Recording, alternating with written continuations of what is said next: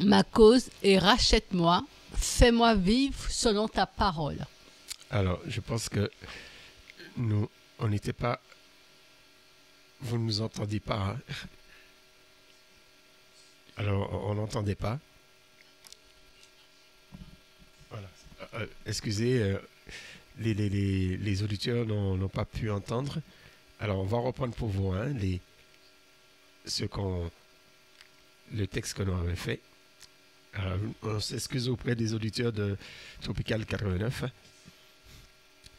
Alors, le psaume 119, au verset 153, et nous allons lire du verset 153 à 160. Là, nous allons voir le verset 153. Alors, on a vu que le premier verset, on peut le relire. Regarde mon affliction et sauve-moi, car je n'oublie pas ta Torah. Amen. Alors, c'est le mot regarder qui est raya, qui signifie voir. Voir, regarder, examiner, inspecter, apercevoir, considérer. Amen. Alors, le mot regarde, mon affliction, cela nous rappelle l'histoire de Léa. Dans Genèse 29, versets 31 à 32. Yahweh vit que Léa était haïe, et elle ouvrit sa matrice, tandis que Rachel était stérile. Et il ouvrit sa matrice, tandis que Rachel était stérile. Léa devint enceinte et enfanta un fils, et elle appela son nom Yéhouben. Oui, elle dit, oui, Yahweh a vu mon affliction, maintenant oui, mon homme m'aimera. Amen. Alors, là, on voit le verbe raya, et cela nous rappelle ce texte dans le psaume, regarde mon affliction. Et le Seigneur a vu son affliction, et le Seigneur a ouvert la matrice. Amen. Plus tard, on va voir le mot matrice aussi commence par un resh. Hein. On va voir, et ça veut dire aussi le mot compassion. On va voir tout à l'heure. Dans un psaume, on va voir tout à l'heure. Alors, le Seigneur a vu l'affliction de Léa. C'est pourquoi elle donne le nom de voir un fils. Parce que le Seigneur a vu son affliction. Avant qu'elle puisse voir le fils, le Seigneur a vu son affliction. Alors, en mémoire, en souvenir que le Seigneur a vu son affliction, elle a donné son nom Réhouben. Réhou qui veut dire voir et Ben qui veut dire fils. Alors, passons au deuxième verset, verset 154, qui commence par la lettre R, Resh, le mot Rib, qui est traduit par soutien dans ce texte, mais qui peut être traduit autrement dans d'autres textes. Soutiens ma cause et rachète-moi. Fais-moi vivre selon ta parole. Amen. Alors là, soutien, le mot soutenir, et c'est le mot Reib, mais qui peut être traduit par querelle, par contestation, par procès, par lutte. Il y a des versions, laisse voir ces versions. Il y a des versions, on peut voir, on va voir la version second. La version second, comment la version second dit. La version second utilise un autre mot. Alors, le psaume 119, la version second. Nous sommes au verset 154, c'est ça. Hein? Alors, la version second dit défend. Le mot défense. Amen. Alors, qui veut dire que ça peut être traduit de différentes façons. On peut traduire de différentes façons. Soutien ou défend. Amen. Mais ça vient du verbe rib. Rib. Hein, comme un rib de bancaire. bancaire. Ça veut dire que, voilà, le Seigneur, notre rib, ça veut dire qu'il est notre soutien. Il prend il lutte pour nous. Notre rib, hein, mes mots techniques. C'est-à-dire qu'il conteste. C'est-à-dire que lui, il va contester face à l'ennemi. Ça veut dire que ce sera notre avocat. Il va vouloir nous défendre. Ce sera notre soutien. Rib. Alors passons au verset 158, 155 du moins, toujours de psaume 119. Alors je rappelle le psaume 119 parce que c'est la parole de Jéhovah éclaire. Alors nous voyons quelques mots qui éclairent dans ce psaume. Le mot soutenir, le mot rib, on a vu le mot voir qui est le mot raya. Là maintenant, un troisième mot, le mot rahot, qui veut dire loin. Alors, lisons cela. Le salut est loin des méchants parce qu'ils ne recherchent pas tes statuts. Amen. Alors, le mot loin, c'est... Alors, on voit le mot au loin, c'est rahot. Amen. Alors, le mot salut, c'est marqué ici, Yeshua. Vous voyez, le salut, c'est Yeshua. Alors, la différence entre Yeshua, le nom propre, et le salut, et il y a juste...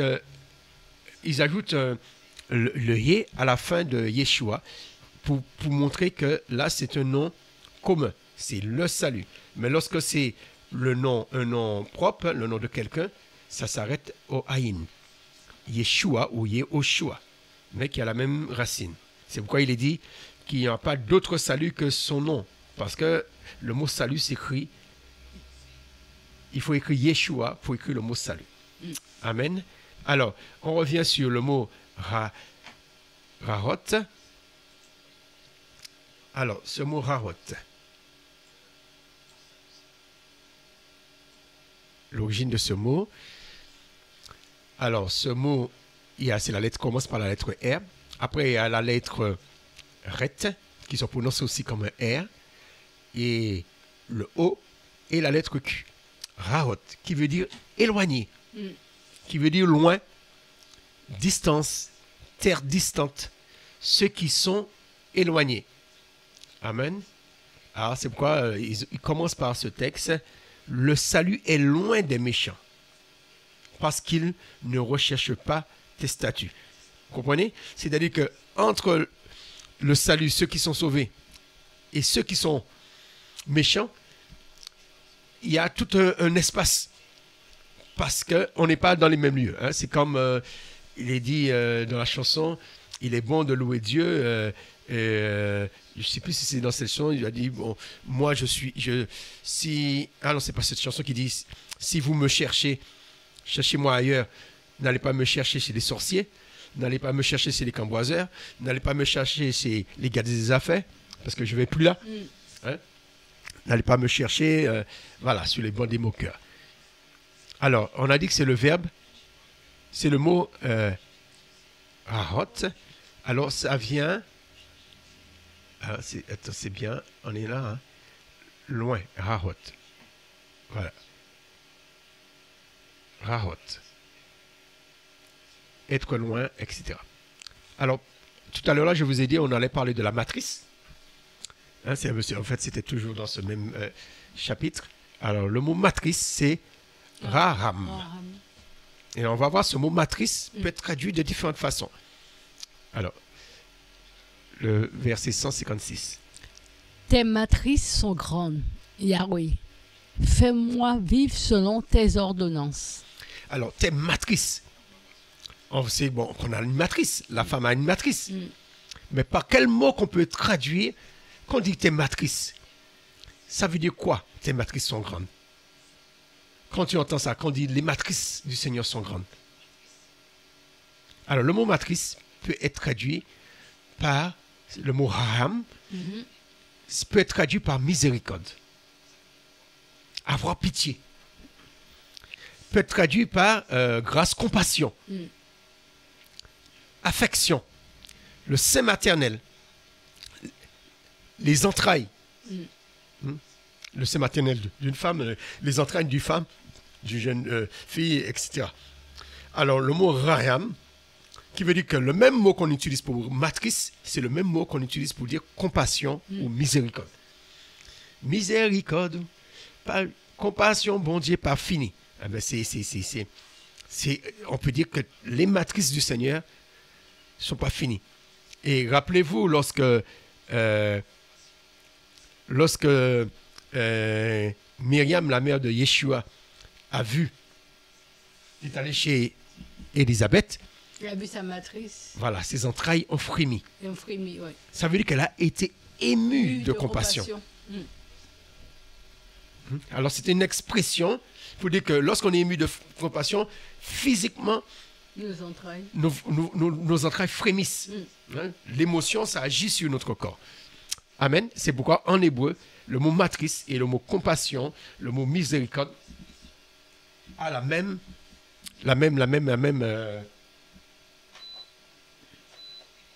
signification. Amen. Alléluia. Amen. Alors, là, nous allons passer au verset 157. 157. Alors. Toujours de psaume 119.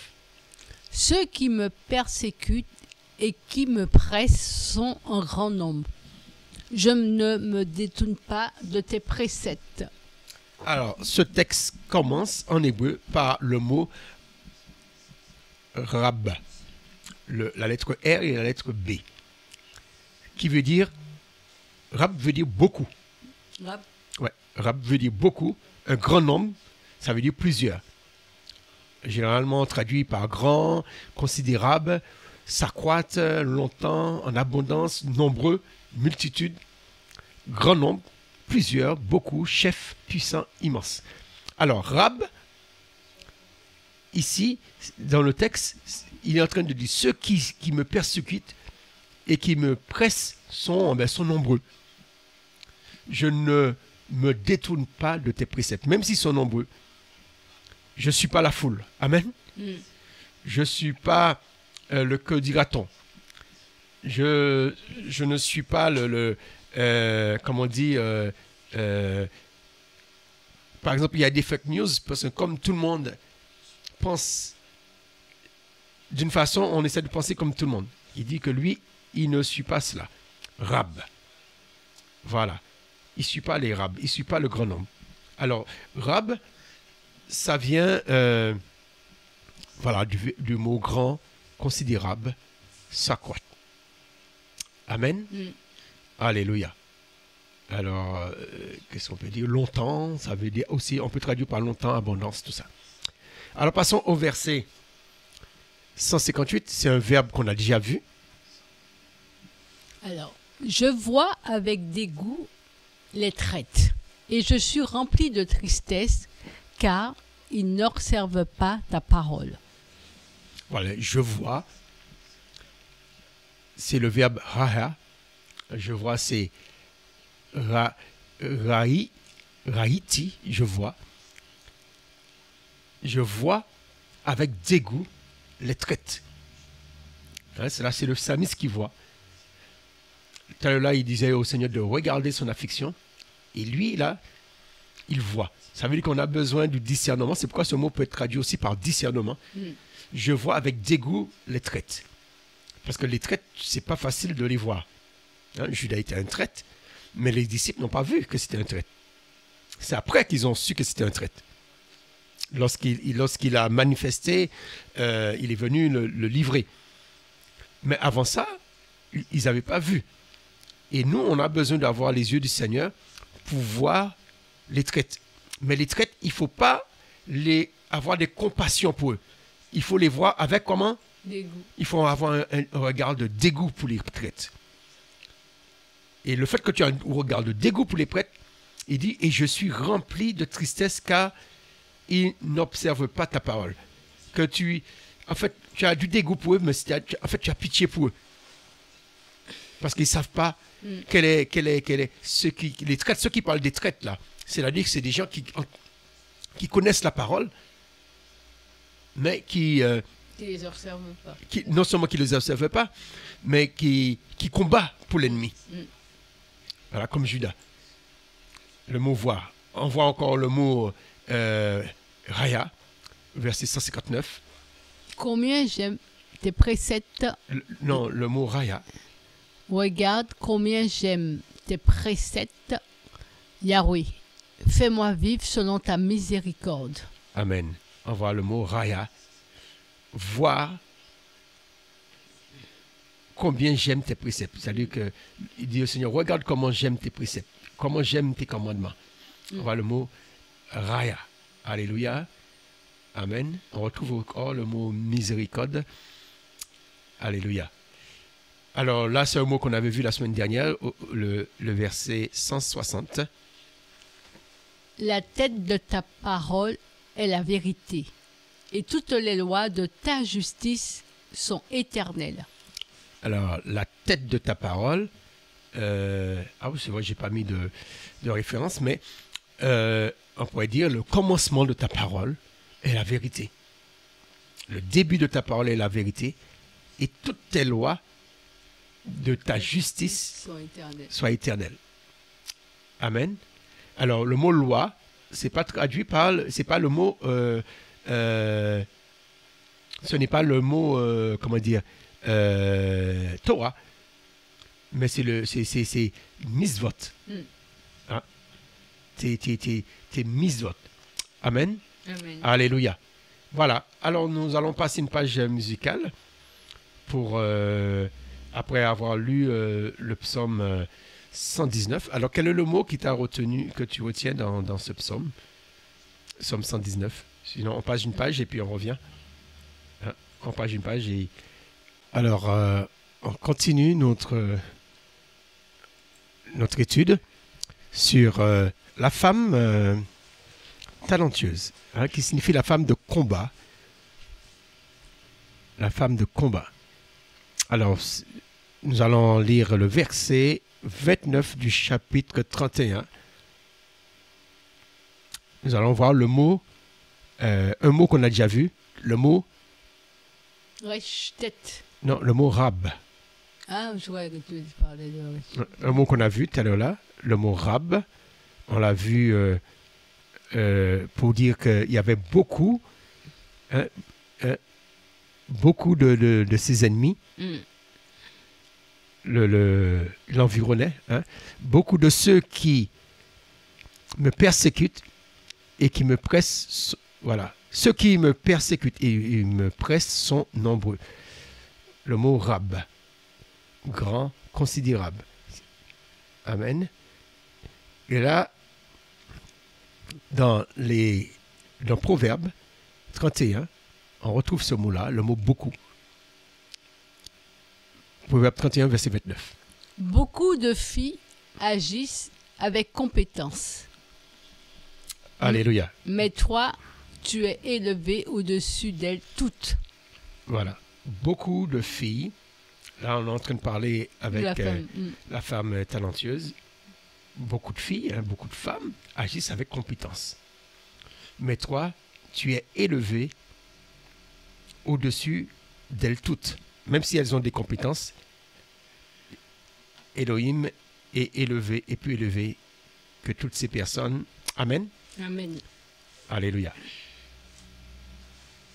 Alors, on voit maintenant, on va voir dans les Lamentations.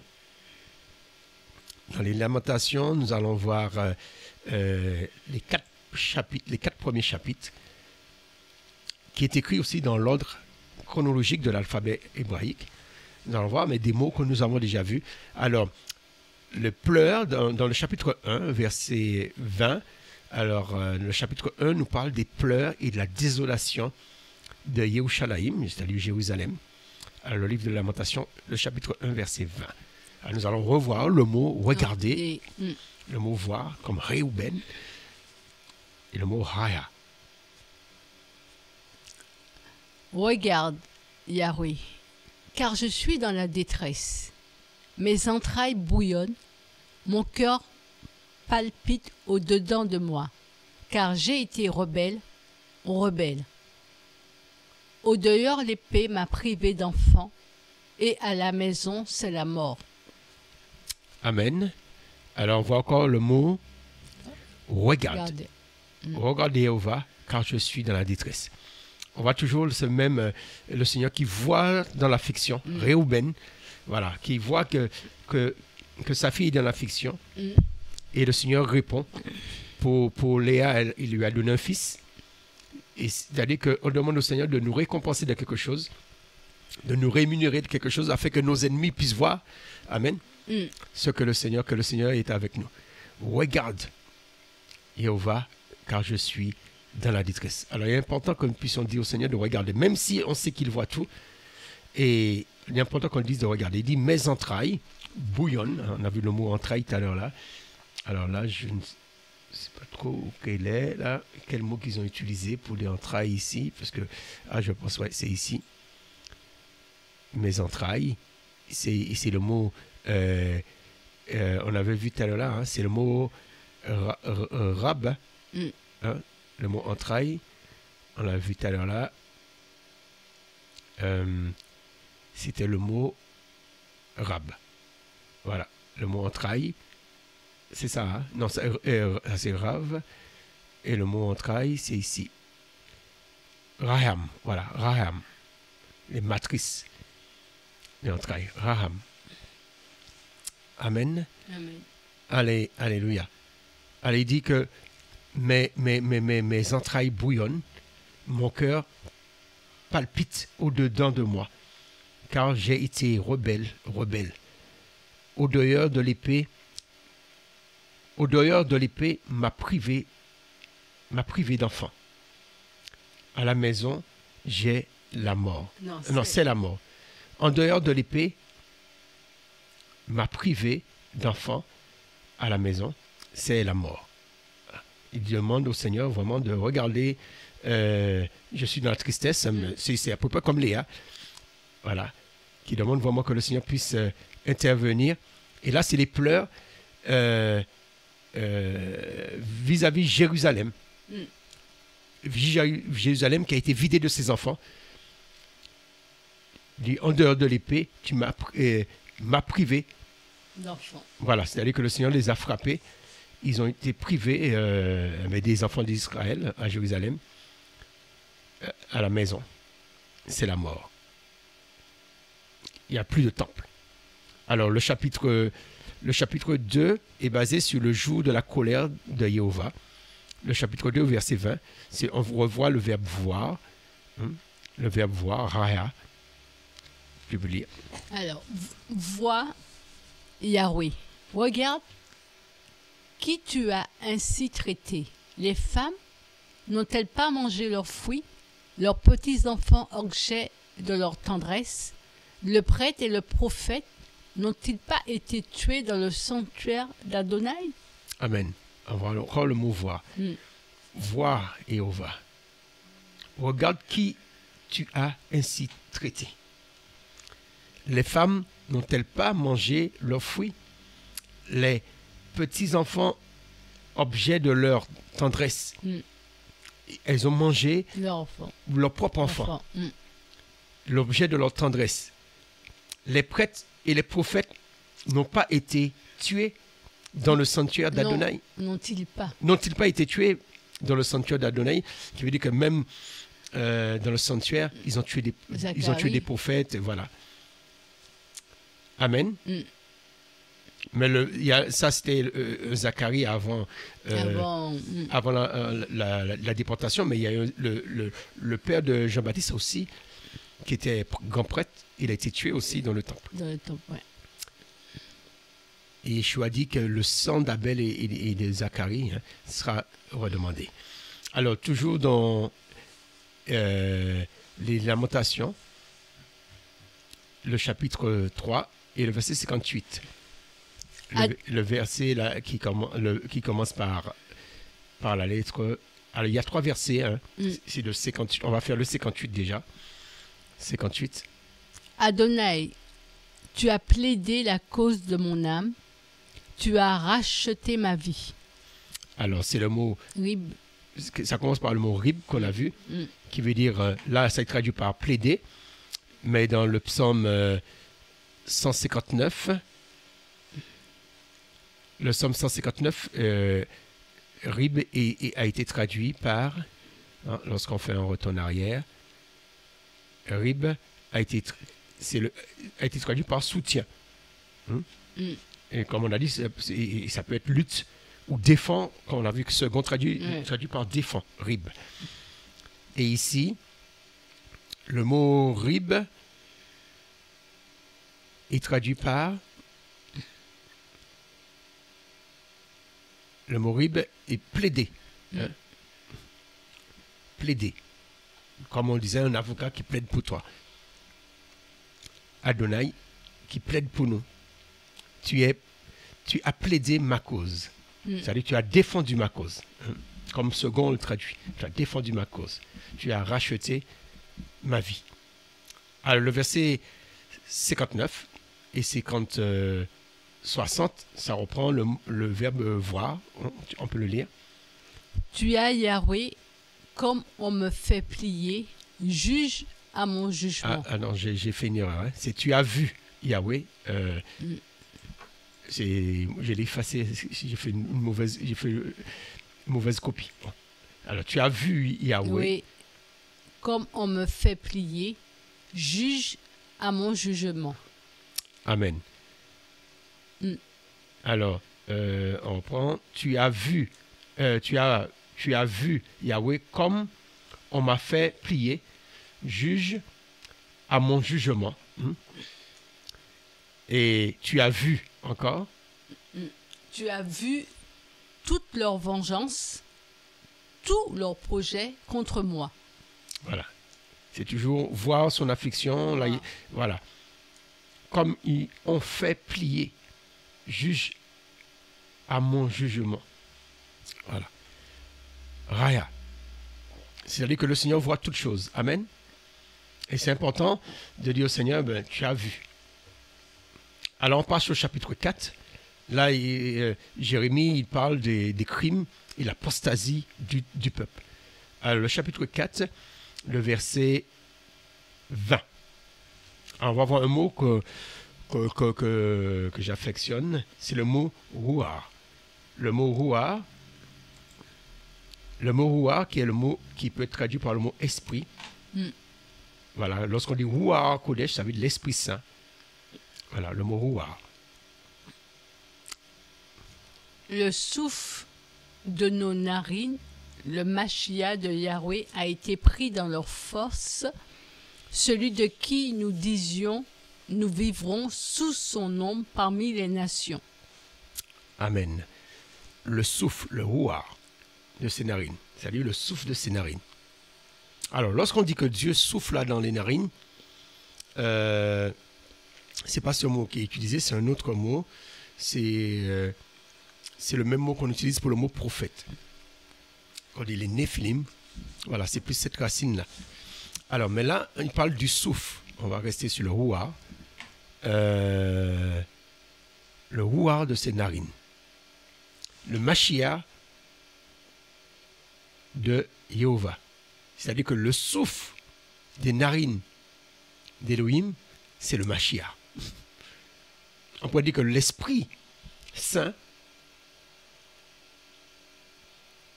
qui est dans les narines du Seigneur, c'est le Machia, c'est le oint. Alléluia, là c'est le Machia. A été pris dans leur force. Celui de qui nous disons, nous vivrons sous son ombre parmi les nations. C'est-à-dire le Machia, c'est-à-dire on vit sous son ombre, ça veut dire qu'il sera le roi. Hein? Comme je vous ai déjà dit, Machia, ça ne veut pas dire oint, simplement. Ça veut dire que le oint qui est roi. Le prophète, il est oint, mais c'est un Machua. Mais le Mashiach, c'est le roi qui est loin. C'est l'onction royale. Et là, c'est le Mashiach, ça veut dire que les nations vivent sous son ombre. On voit que là, dans les lamentations, Jérémie déjà prophétise que le Mashiach, ce ne sera pas que Israël qui sera sous son ombre. Ce n'est pas que Juda, mais toutes les nations. Alors, lorsqu'on dit qu'il est venu que pour les Juifs, c'est faux, c'est un mensonge. Il est venu pour toutes les nations, pour tous les peuples. Alors, dire que parce que une partie des Juifs l'ont rejeté, il s'est tourné vers les nations. S'il n'y avait pas ça, si les Juifs ne l'avaient pas rejeté, il ne serait pas tourné vers les nations. Tout ça, ce sont des fausses doctrines. Yeshua est venu pour toutes les nations. Il est venu pour être non seulement le roi d'Israël, mais le roi de toutes les nations. Sur la croix, c'était marqué le roi de Yehuda. Mais lui, il n'est pas seulement le roi de la tribu de Yehuda. Il n'est pas seulement le roi du royaume de Yehuda. Mais il est le roi de tous les royaumes. Amen. Lorsque le diable lui a dit qu'il lui a présenté tous les royaumes, le diable lui a dit qu'il va lui donner, ça lui a été donné. Mais Yeshua à la croix a repris tous les royaumes. Pas seulement le royaume de Yehuda, pas seulement le royaume des Juifs, pas seulement le royaume d'Israël, mais le royaume de toute la terre. Alors, on va revenir sur ce mot Ruah, qui veut dire l'esprit. Alors, ça peut être traduit par vent, par souffle ou esprit. Par exemple, dans la Genèse, le chapitre 1er, le verset 2, Ruah, lorsqu'on dit la terre devint tohu bohu, vas-y. La terre devint tohu et bohu. La ténèbre était sous les faces de l'abîme, et l'esprit d'Élohim planait sur les faces des eaux. L'esprit d'Élohim. Ruah. Le Ruah d'Élohim planait au-dessus des eaux. Amen. On peut retrouver ce mot Ruah encore dans Genèse 6, verset 3. Yahweh dit, mon esprit ne constertera pas à perpétuité avec l'être humain, car il n'est que chair et ses jours seront de 120 ans. Alors, il y a des versets qui disent que mon esprit ne restera pas, mais là, j'aime bien cette version. Mon esprit ne contestera pas. Mon Ruah ne contestera pas à perpétuité avec l'être humain. C'est-à-dire que le Seigneur ne va pas nous forcer. Amen. Son esprit ne va pas nous forcer pour marcher, pour l'obéir. Et il dit, car il n'est que chair. Car il n'est que chair et ses jours seront de 120 ans. C'est-à-dire que le souffle qu'on a vu au départ, le Seigneur ne va pas mettre son souffle en nous éternellement. Il ne va pas contester. Amen. Il ne va pas nous forcer. Mais au contraire, pour ne pas perdre son temps, pour perdre moins de temps, il a réduit, le nombre d'années de vie de l'homme. On voit le mot Ruah là. On voit encore le mot Ruah dans Genèse, toujours le même chapitre, le verset 17. Et moi, voici, je ferai venir le déluge, les eaux sur la terre, pour détruire toute chair dans laquelle il y a souffle de vie sous les cieux. Tout ce qui est sous la terre expirera. Amen. Alors on voit le mot souffle là. Et moi, voici, je ferai venir le déluge, les eaux sur la terre, pour détruire toute chair dans laquelle il y a souffle. C'est-à-dire lorsque le Seigneur a soufflé dans les narines de l'homme, tous les animaux ont le souffle. Dans lequel il y a le Ruah, qui a le souffle de vie sous les cieux. Il est sous les cieux, sur la terre. Tout ce qui est sur terre expirera. Ça veut dire qu'ils vont perdre ce souffle-là. Hein? On a dit que le Seigneur, sur la croix, il a dit, Père, reçois quoi? Mon esprit, et il a expiré. Il a expiré. Ça veut dire, reçois mon Ruah. Ouais, mon souffle. Et on a vu que le Ruah, c'est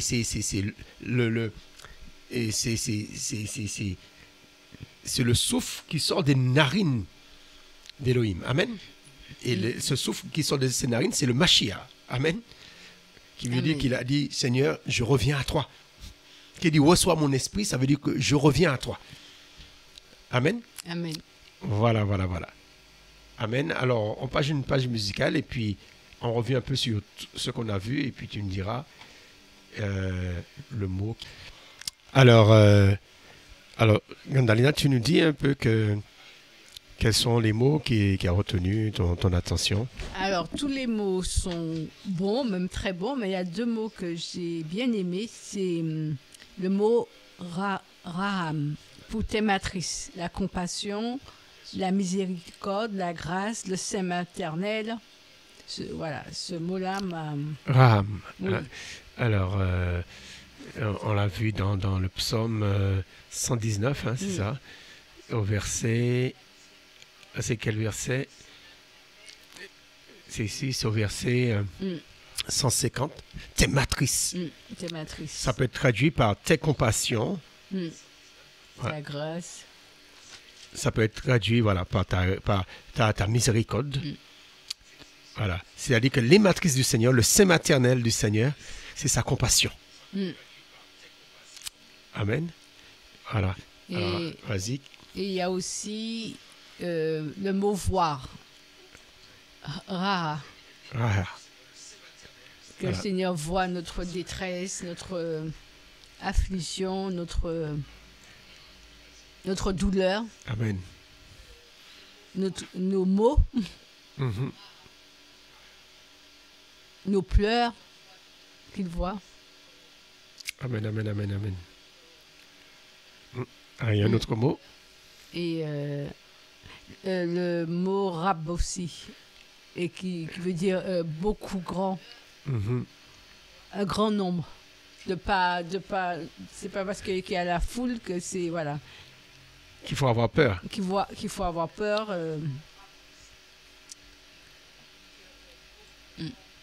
Voilà, voilà. Amen. Amen, amen. Alléluia. Alors, je vais vous partager quelques mots encore. Nous allons prendre dans le livre de la Genèse. Voilà, on va voir quelques mots dans le livre de la Genèse qui commence par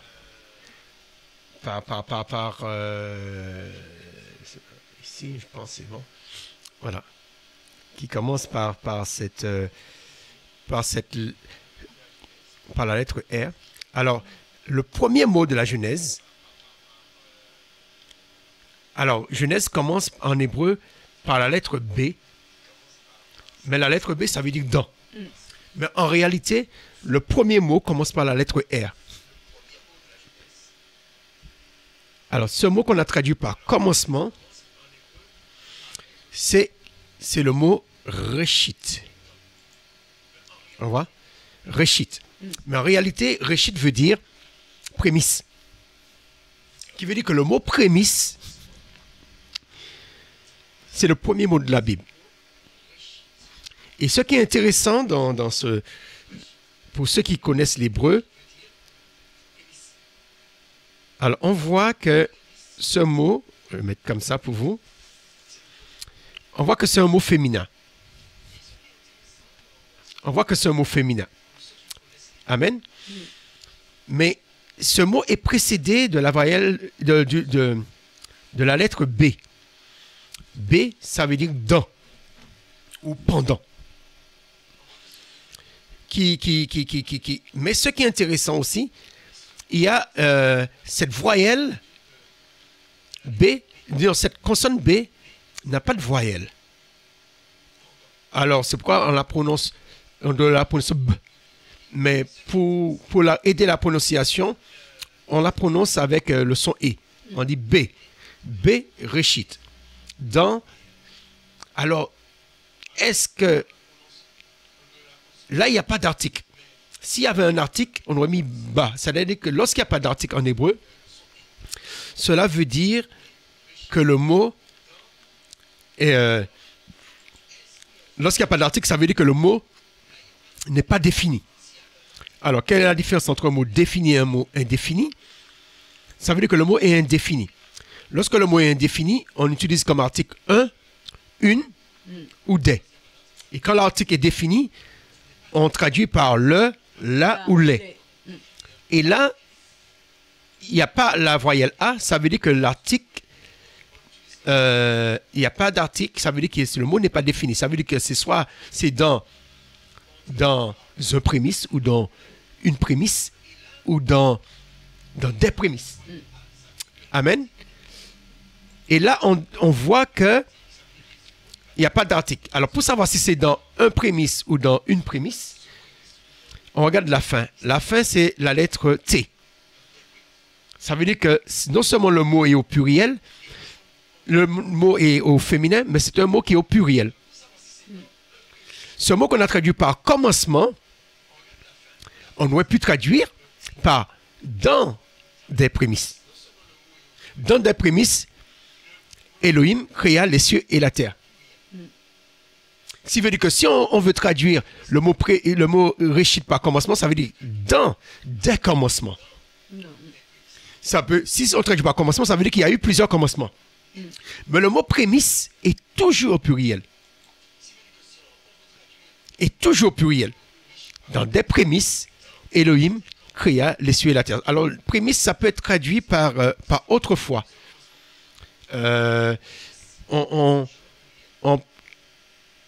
On peut le voir dans le livre de, je pense, d'Ézéchiel. Je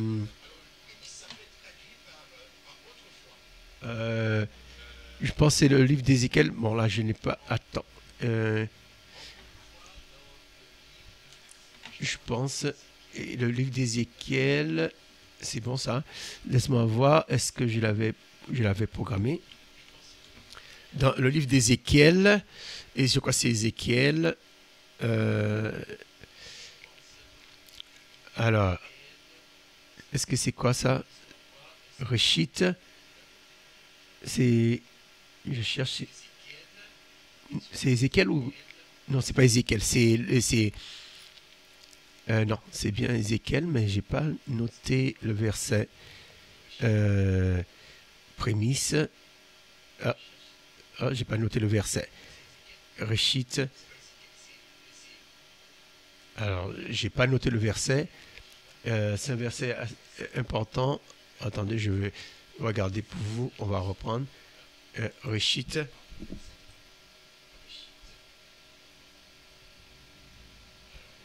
On va mettre Risha. Alors, c'est un mot qui est au... On va mettre Risha. Voilà.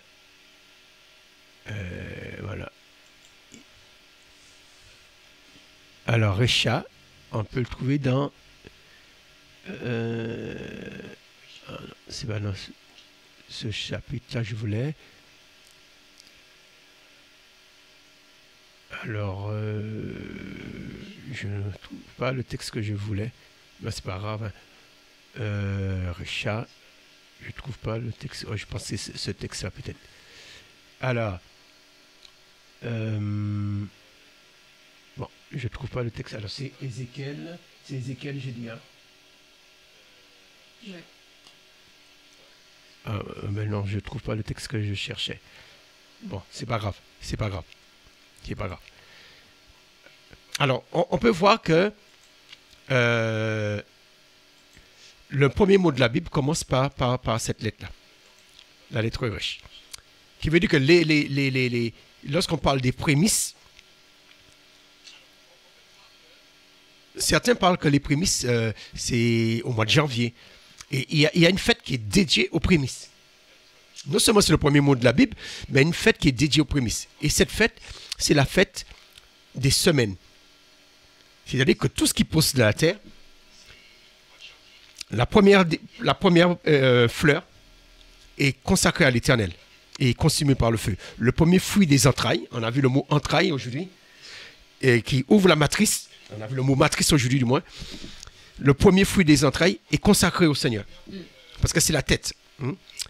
Et on a vu que la matrice commence par la lettre R. Amen. Et ce jour-là, est célébré le jour de la Pentecôte, qu'on appelle Pentecôte dans les évangiles. Amen. Plutôt pas dans les évangiles, plutôt dans les actes des apôtres. Mais les Hébreux, ils appellent ça la fête des semaines. Hein. C'est notre traduction qui a mal traduit. Ils ont traduit par 50 jours, mais normalement, il devait se traduire par la fête des semaines. Parce que c'est une fête pour célébrer les 7 semaines. Amen. Qui se célèbre le 50e jour. Après la semaine des pains sans levain. Alléluia. Alors, qui est ce jour-là, Réchit? C'est le jour qu'on célèbre Réchit, que Yeshua a été présenté au temple. C'est-à-dire qu'il a été présenté au temple le jour, lorsqu'il avait 40 jours. Et c'était le jour qu'on célébrait les Réchites. Les prémices. Les prémices. Qui veut dire que c'est un mot très important dans le judaïsme, parce que c'est le jour de cette fête de Réchit, des prémices et des semaines, que le Seigneur s'est présenté, parce qu'il fallait présenter, on consacrait les premiers-nés des femmes, les premiers-nés des animaux et les premiers fruits. Amen. Les premiers fruits, les premières fleurs. Alors c'est la fête des semaines, c'est la fête des prémices, mais c'est aussi la fête de, comment dire, la fête de la récolte. Non, pas de la récolte, de la moisson. La moisson. Récolte, c'est pendant la fête du tabernacle. Disons plutôt la fête des cabanes. On dit tabernacle, mais ce n'est pas le bon mot. C'est pas le bon mot. C'est la fête des cabanes, parce qu'ils vivaient dans des cabanes. Ils ne vivaient pas dans des tabernacles, ils vivaient dans des cabanes. Dans des tentes. Amen. Alors, il y a un autre mot que je voulais qu'on puisse voir, qui commence par la lettre R. Dans le livre, voilà. Au chapitre 2 de la Genèse, l'arbre de la connaissance du bien, on traduit l'arbre de la connaissance du bien et du mal, mais ce n'est pas la bonne traduction. La bonne traduction, c'est l'arbre de la connaissance du bon et du mauvais. Amen. Un arbre, un fruit, a un bon goût ou un mauvais goût. Qui veut dire que ce fruit avait un bon goût, mais il était mauvais. Alors c'est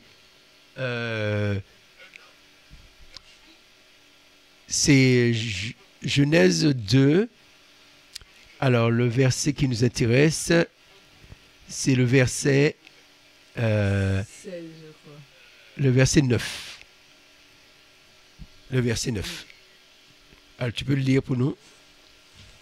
Yahweh Elohim fit germer du sol tout arbre désirable à la vue et bon pour la nourriture, et l'arbre de vie au milieu du jardin, et l'arbre de la connaissance de ce qui est bon ou mauvais. Amen. Vous voyez, ça c'est bien traduit. On le voit ici. Tov. Tov veut dire bon. Qu'on dit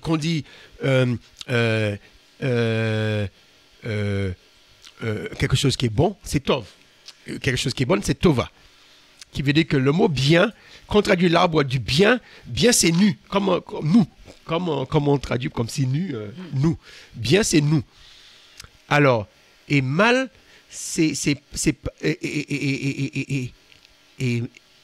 et là, le mot qu'on a là, hein, je vais vous dire mal après, le mot qu'on a là, c'est quel mot? Pour dire, comment ça se prononce? Qui commence par un R? Le rat. Rat. Mais rat, ça veut dire mauvais. L'arbre, il est bon et mauvais. Alors, ce qu'il faut comprendre, qu'en hébreu, les arbres portent le même nom que le fruit. Nous, on dit l'arbre de la connaissance du bien et du mal. En hébreu, l'arbre s'appelle bon et mauvais. Par exemple, on va dire l'arbre à pain, et le fruit, ça va appeler le fruit à pain, mais en hébreu, ce sera l'arbre où le fruit s'appelle pain. Pareil pour les cerises, la cerise va s'appeler l'arbre de cerise.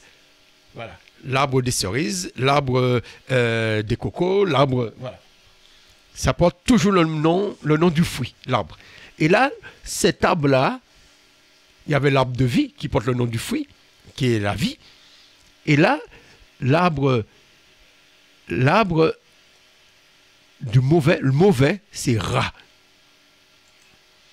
Ra. Et tandis que... Bon, alors c'est Tov. Bon, c'est Tov. Bon, c'est Tov. Alors, lorsqu'on regarde Ra,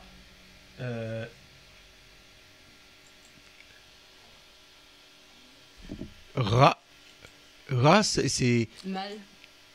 Ra, c'est... On traduit parfois mal, mais c'est méchanceté, mauvais. L'arbre de la méchanceté, ça peut être traduit par mauvais, par méchant. On va voir comment. Alors, les traducteurs, ils traduisent de différentes façons. On regarde comme ça. Ra. Ra. Alors, ça peut être traduit par mal, mauvais, méchanceté, désastre. Voilà. On va. J'essaie de. Voilà. J'essaie de. Voilà. Désagréable, malin, etc. Alors, il y a le mot réa. C'est pas qu'est-ce. Alors, je cherche. Alors, par contre, le mot mal, en général, ça vient de ra'a. Ra'a. Le mot mal, c'est ra'a. On le voit ici, là. Ici. Ra'a. Alors, ici, on voit qu'il y a un seul un R et un Aïn. Et le mal, il y a deux Aïn. C'est-à-dire que dans le texte que nous avons en hébreu, il y a un seul Aïn. S'il y a un seul Aïn, c'est par mauvais, l'arbre mauvais. Hein? L'arbre mauvais. Et lorsqu'on regarde Ra'a, qui commence toujours le mal, qui commence toujours par un Aïn, par la lettre R. Parce que le mal domine. Ra'a peut vouloir dire faire du mal, faire pire, mal agir, tu vois, les méchants, maltraités, sans pitié, pas bon. Voilà. Le mot Ra'a. Alors c'est important de voir que la tête, roche, on peut être dirigé par le bien, Ou le mauvais. on peut être dirigé aussi par le mal, par le Ra. Pas le rat. On peut être dirigé par le Tov et le rat, c'est ça? Voilà, c'est l'arbre de la connaissance du bien et du mal. C'est-à-dire que le bien peut se mélanger avec le mal. Une fausse doctrine, c'est quoi? Une fausse doctrine, c'est le bien qui est mélangé avec le mal. La fausse doctrine, c'est-à-dire que le serpent te dit que maintenant tu ne mourras pas. C'est-à-dire que l'enseignement du serpent mélangé avec la vérité. Il prend la vérité et il détourne la vérité de son sens. Comme il a fait pour Yeshua lorsqu'il a tenté. Il dit qu'il est écrit telle chose. Mais c'est pour détourner de la vérité, le rat. Alors pensons au rat. Au rat, le mauvais. Le mauvais, c'est-à-dire que même dans l'enseignement chrétien, il peut avoir du mauvais. Il peut avoir de la connaissance du mauvais. Parce que là, il y a des bonnes choses, il y a du bon et il y a du mauvais. C'est pourquoi Paul dit d'avoir du discernement, de prendre ce qui est bon et de rejeter le rat, de rejeter l'enseignement qui est mauvais. Même si ça vient de ton pasteur. Amen. Amen. Voilà. Ce mot-là, je ne sais pas qu'est-ce que ça veut dire. Voilà, ça veut dire rompre. Voilà, je voulais qu'on puisse revenir parce qu'on avait vu que le mot fiel, le mot poison, roche, qui commence par un R. Alors, il était important aussi de savoir si le mot mal et mauvais commence par le R aussi. Amen. Amen. Voilà. Alors, je te laisse réagir par rapport à ces deux mots et puis nous allons conclure. Oui, tu as déjà tout dit, qu'on peut avoir l'arbre du bien et l'arbre... Non, plutôt du bon. Du bon et l'arbre mauvais. Que l'arbre avait un bon goût. Ouais. Mais le fruit était mauvais. Mais c'est mauvais. C'est-à-dire qu'on peut avoir quelque chose qui est bon au palais, mais qui est mauvais pour notre cœur. Qui est mauvais pour notre âme. Qui est mauvais aussi pour notre santé. On aime peut-être les choses sucrées. Oui, mais c'est mauvais. Voilà, trop de sucre, c'est mauvais. On aime peut-être des choses salées, mais trop de sel, c'est mauvais. On aime peut-être des choses grasses, mais c'est mauvais parce que ça crée des maladies. Qui veut dire qu'on peut aimer certaines choses, certaines paroles, certains enseignements, parce que ça nous fait du bien, mais ces enseignements, ça peut être mauvais. Mauvais pour notre âme. C'est pas parce que quelque chose te plaît, un enseignement te plaît, que c'est un bon enseignement. Amen. Amen. Comme le serpent, il lui a donné, elle a vu que c'était ce que le serpent lui a dit, eh bien, c'était vrai. Puisqu'elle a regardé l'arbre, elle a vu que le fruit était beau, le fruit était désirable, mais c'était mauvais parce que le péché est entré. Amen. Amen. Alors, ce n'est pas tout ce qui brille qui est de l'or. Ce n'est pas tout ce qui est spirituel, je disais ça à une sœur, ce n'est pas tout ce qui est spirituel qui vient de Dieu. Il y a aussi, ça peut venir du mauvais, du rat. Il n'y a pas qu'à la spiritualité du bon, il y a la spiritualité aussi du mauvais. Toutes les spiritualités qui nous disent qu'il faut retourner au culte des ancêtres africains, etc., c'est du mauvais. Parce que si c'était bon, le Seigneur n'aurait pas dit à Israël de ne pas imiter les nations. Tout ce qui est vaudou, tout ce qui est les cultes qui viennent d'Afrique, des ancêtres africains, c'est mauvais. Et il faut avoir le courage de dire que c'est mauvais. Amen. Alors voilà, il faut qu'on fasse le tri. Le culte qui vient de l'Éternel, ce sont les cultes qui viennent d'Israël. Le culte qui vient d'Israël, c'est le culte du Dieu d'Abraham, d'Isaac et de Jacob. Ce n'est pas le Dieu des Romains. Ce n'est pas le Dieu des Africains. Ce n'est pas le Dieu des Antillais. Ce n'est pas le Dieu des Asiatiques.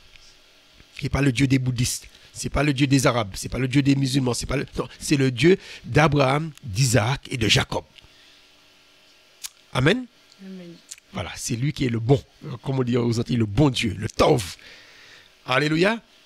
Alléluia. Que le nom du Seigneur soit béni. Et la prochaine fois, on verra d'autres. La prochaine lettre qui est comment dire, le Shin. On verra le Shin. Alors, avant de passer je veux voir juste un mot avec vous. Un mot avec vous. Est-ce qu'il est. Voilà. Un mot. Puisque lorsqu'on regarde l'alphabet, c'est d'afficher l'alphabet pour vous. Vous avez, on voit que le mot roche, on voit que c'est les deux lettres qui se suivent. J'essaie d'afficher pour vous. Est-ce que je vois? On va essayer de trouver l'alphabet pour vous. Après la lettre R en hébreu, c'est la lettre Shin. C'est comme en français, la lettre S suit la lettre R. Amen. Laisse voir si ici c'est plus gros. Alors, on voit la lettre ici. Où là? La lettre R ici. Amen. Ici, on voit la lettre R qui a une valeur numérique de 200. Et après, la lettre Shin qui se suivent. Et lorsqu'on regarde Rebéchit, ce sont les trois lettres qui se suivent. Hein. Le R, le Shin et le T. Le mot prémisse, c'est les trois dernières lettres de l'alphabet. C'est bizarre. Les trois dernières lettres de l'alphabet commencent le premier mot de la Bible. Réchit. Alors, lorsque l'ordre des lettres change, on va voir, il y a des mots, par exemple, il y a le Q, R et le Shin. On va voir un mot qui a la lettre R, qui a la lettre Q, qui a la lettre R et la lettre Shin, mais c'est mis dans le désordre. Ça nous donne, par exemple, ce mot-là. Le mot, alors,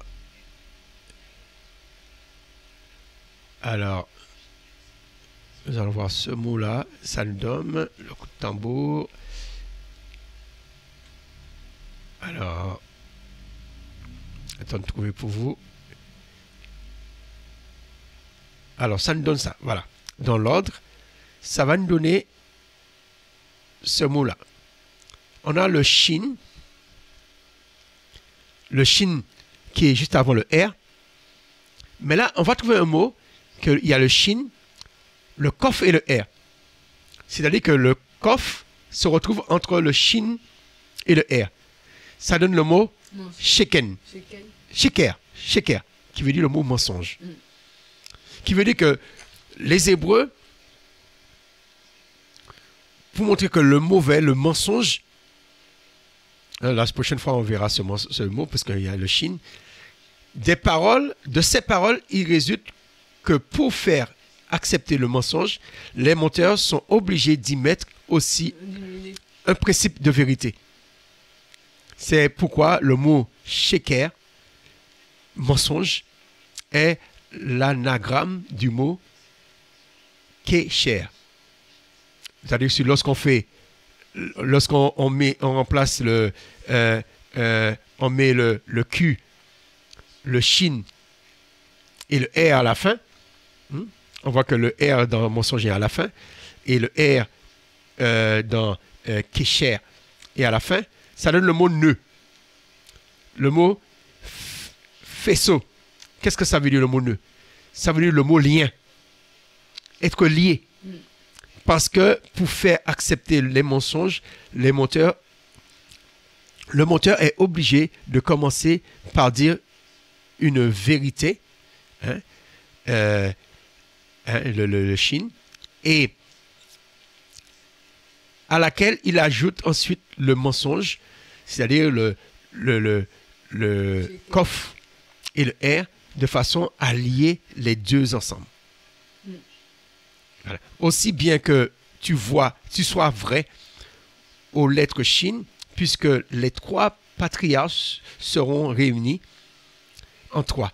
Il ne convient pas de me servir de toi pour opérer la création du monde, parce que tu seras souvent associé aux deux lettres, Kof et Resh, qui sont de mauvais rapports, qui sont du mauvais côté, du côté du témoin. Quand la lettre du démon, du moins. Quand la lettre Shin eut entendu ces paroles, elle sortit, ce que voyant la lettre Kof et Resh n'osèrent pas se représenter. Bon, voilà. Mais en fait, le mot, le nœud, kesher, qui veut dire les liens, noué, lié, attaché. Voilà. Qui en hébreu, pour dire que quelqu'un est attaché, on a changé ces trois lettres, leur position. Soit on met le shin devant le Q, ou on met le Q devant le shin, et ça te donne sheker, ou sheker ou kesher. Voilà. Pour vous dire que la lettre R, c'est la tête, mais la tête, ça peut être une bonne tête, comme ça peut être un mauvais. Amen. Amen. Alléluia. Alors, on va vous saluer. Voilà, c'était ces quelques mots que je voulais voir avec vous sur la lettre R. Amen. Qu'est-ce que tu voulais dire? Non, c'était bien. L'enseignement. Sous le reste, la tête. On peut avoir une tête bien et une tête mauvaise aussi. Hein. On peut faire... la tête, elle est... comment te dire ça? Avec la tête, on peut tout faire. On peut faire le bien comme on peut faire le mal. Amen. Parce que la tête, c'est là où on réfléchit, c'est là qu'on voit, on a les yeux, on a la bouche, on a le nez. Avec notre tête, on peut aussi être le shaker, on peut aussi avoir le mensonge, comme le kesher, nouer les gens liés, attachés, avec la parole, avec l'enseignement. Parce on peut commencer toujours par une vérité et mélanger la vérité et le mensonge. Amen, amen. C'est pour ça qu'il faut que, comme tu disais, que Paul disait, ayez l'esprit du discernement. Amen, amen, amen. Qui veut dire que le mot dominer, on l'avait vu aussi, qui commence par la lettre je cherchais pour vous, qui veut dire que l'ennemi a dominé l'homme. Je crois que c'était avant ça. L'ennemi a dominé l'homme parce que l'homme lui a donné le pouvoir de dominer, qui veut dire que lui, il est devenu notre roche. Et domino, c'est Rada. Rada, qui veut dire le diable est devenu, a dominé l'homme. Et il a fallu que, pour qu'il perde sa domination sur nous, que le Seigneur aille à la croix. Et à la croix, il a écrasé la tête de celui qui dominait. Il a écrasé le roche. Et à la croix, non seulement il a écrasé la tête du serpent, mais à la croix, il a bu le fiel, il a bu le roche. Disons, il n'a pas bu, il a goûté le fiel, le roche. Et qui donne le côté mauvais. Oui. D'accord? Et pour nous permettre aujourd'hui, après sa mort, qu'est-ce qu'il a dit? Voici, tout pouvoir m'a été donné. Qui veut dire qu'en Christ, nous avons le pouvoir à nouveau de dominer. L'homme avait le pouvoir de dominer dans Genèse 1er, verset 28. Le diable a dominé. Après Noé, le Seigneur leur a donné encore le pouvoir de dominer. Amen, sur les animaux. Et le Christ nous donne le pouvoir de dominer. Et il dit sur quoi qu'il nous donne le pouvoir de dominer. C'est Matthieu qui le dit. On va le prendre et on va finir par là. Matthieu 28, je pense, ou Marc. Matthieu 28 ou Marc. C'est Marc, hein? Marc 16. Marc 16. Qu'est-ce que Marc 16 dit à la fin? Il dit, allez partout dans le monde et prêchez la bonne nouvelle à toute la création. Celui qui croira et qui sera baptisé sera sauvé, mais celui qui ne croira pas sera condamné. Voici les miracles qui accompagneront ceux qui ont cru. En mon nom, ils chasseront des démons, parce qu'on peut dominer. Ils parleront de nouvelles langues, hein. Ce n'est pas juste l'espagnol, mais les langues de l'esprit, comme la pranteke. Ils saisiront des serpents, d'accord? On a vu que la tête du serpent est écrasée. S'ils boivent des breuvages mortels, hein, le fiel, qui est le roche, hein, le serpent qui dominait, et mortel.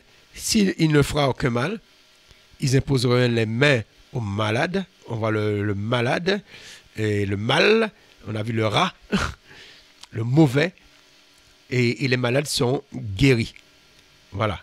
Et le Seigneur fut enlevé, mais c'est au moment qu'il dit tout pouvoir m'a été donné dans le ciel et sur la terre. Ah, c'était dans l'autre, c'était dans Matthieu 28. Il dit, allez, faites de toutes les nations des disciples. Non, avant ça, je cherche, il dit, tout pouvoir m'a été donné. Voilà, c'est là, je pense. Hein? Voilà. Tout pouvoir m'a été donné, voilà. C'est la terre.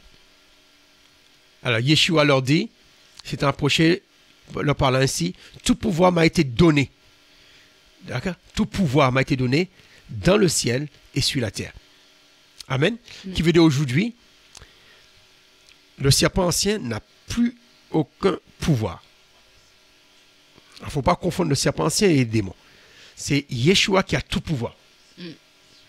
Et il est important que nous puissions comprendre que de même que l'homme a donné au serpent ancien le pouvoir, aujourd'hui, Yeshua, par sa mort, le Père lui a donné ce pouvoir-là. Et à ceux qu'il a donné ce pouvoir, nous avons le pouvoir de faire des disciples. C'est-à-dire nous avons le pouvoir de faire des élèves de Yeshua qui a ce pouvoir. Amen. Amen. En les baptisant au nom du Père, du Fils et du Saint-Esprit, parce que nous avons tout pouvoir dans le ciel, sur la terre. Amen. Enseignez-leur à observer tout ce que je vous ai prescrit. Et voici, je suis avec vous tous les jours jusqu'à la fin du monde. Amen. Ça veut dire tant que cette parole n'est pas accomplie, eh ben, le monde n'est pas encore fini. Amen. Amen. Voilà. Alors, je te laisse terminer par la prière de bénir nos chers auditeurs, afin que ces paroles puissent produire du fruit.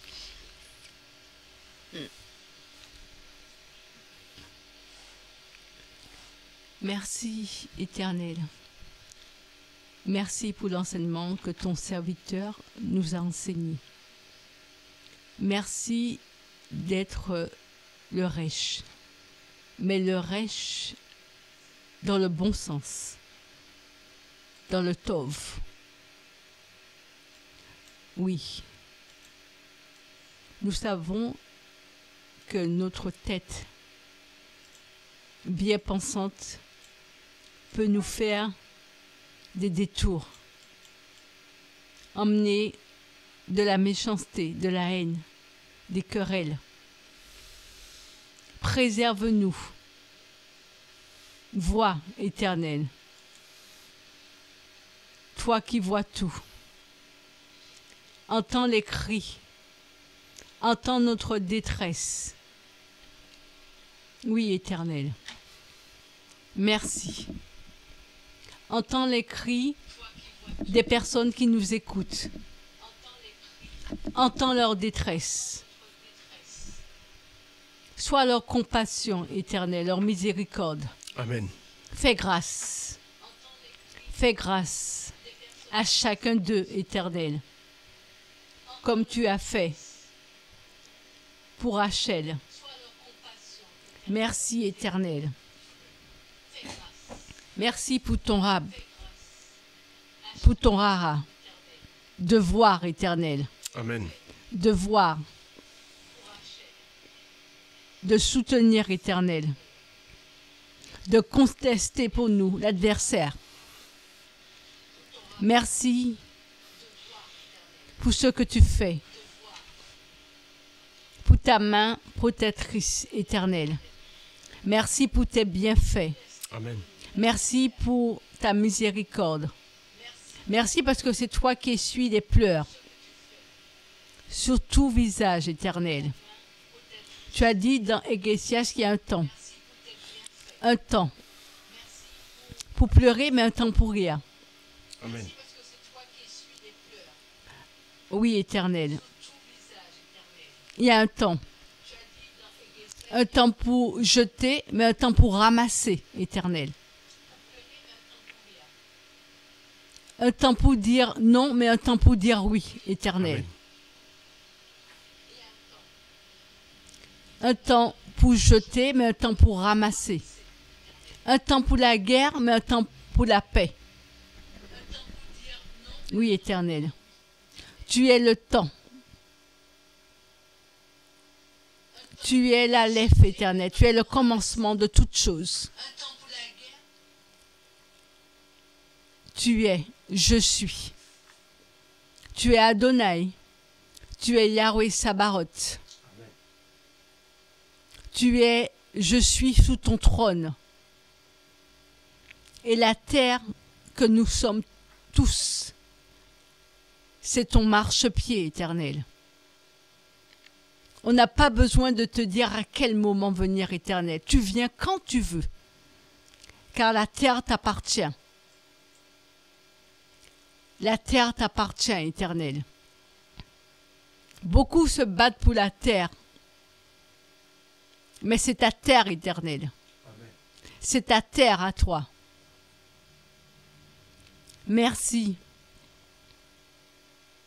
de réconforter quelqu'un aujourd'hui, Éternel. Quelqu'un qui est dans des contestations, Éternel. Quelqu'un qui veut s'en sortir, Éternel. Quelqu'un qui veut te connaître. Quelqu'un qui croit en toi, car tu as dit à tes disciples, baptisez-les. Oui, Éternel. Merci, car tu es l'Éternel des armées. Tu es Yeshua. Tu sauves. Ton nom sauve. Car Bartimée a crié à toi. Il a dit, fils de David, aie pitié de moi. Amen. Et tu l'as vu. Amen. Tu l'as vu. Et tu l'as appelé, Éternel. Il a laissé tous ses vieux vêtements, Éternel. Toutes ses lourdeurs, toutes ses peines, toutes ses détresses. Il est venu à toi et tu lui as dit, que veux-tu que je fasse pour toi? Alléluia. Il a dit que je vois. Amen. Alors quelqu'un crie comme Bartimée, Éternel. Amen. Quelqu'un crie à toi, sa détresse. Vois sa détresse. Vois sa détresse aujourd'hui, Éternel, maintenant. Et demande à cette personne, que veux-tu que je fasse pour toi? Alléluia. Éternel, fais. Rends grâce, Éternel. Fais grâce. Car c'est toi qui fais grâce à qui tu veux. Tu peux même faire grâce à un païen, Éternel. Car tu dis dans ta parole que tu fais tomber la pluie sous les bons comme sous les méchants. Merci pour ce que tu fais en ce moment. Merci aussi de bénir cette radio Tropicale 89, Éternel. Amen. Qu'elle soit le rêche, Éternel. La tête. Amen. Qu'elle soit la tête. Amen. Oui, Éternel. Rends grâce à cette radio. Qu'elle puisse croître, qu'elle puisse grandir. Alléluia. Oui, Éternel. Toi qui multiplies. Multiplie pour cette radio. Alléluia. Envoie des bonnes personnes, Amen. Éternel. Envoie, c'est toi qui fais croître. C'est toi qui élève et c'est toi qui abaisse, Éternel. Merci pour le directeur de cette radio. C'est Maxime.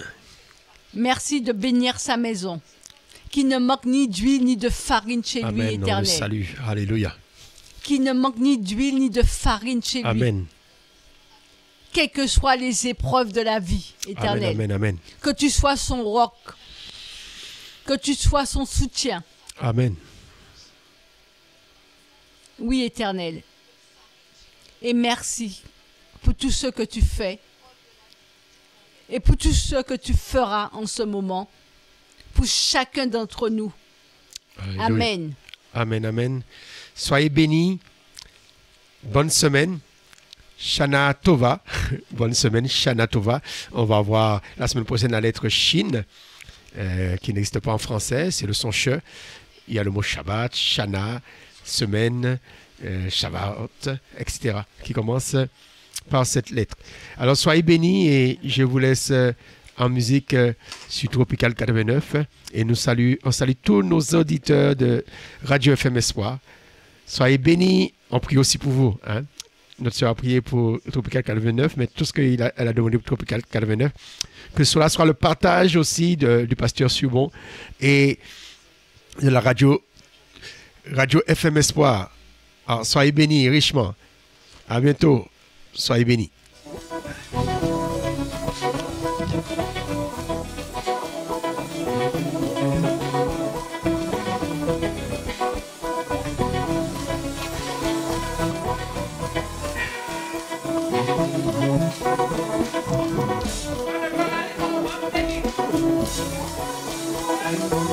Allez,